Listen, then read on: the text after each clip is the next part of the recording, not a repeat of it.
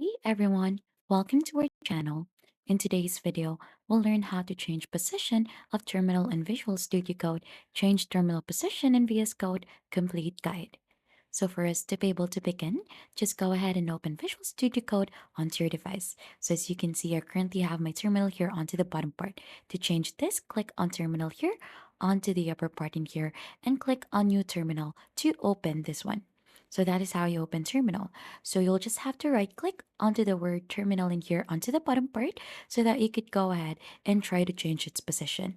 So you should be able to see this. So hover onto that and you have four options: the top, left, right, and bottom. So feel free to choose on which option you prefer.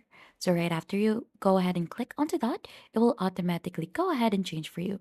So you'll just have to do the same thing. You'll just have to move this to top, and then if you want to go ahead and move this back, right click onto this again and then choose the other one, which is bottom. So there's another method for this. Simply click on view in here and then you should be able to find an appearance. So if you hover onto appearance, you should be able to see another option in here to move the panel position. So you have top, left, right, and bottom again. So feel free to choose the option that you want to use. So for this one, let's use bottom. And as you can see, we have changed that.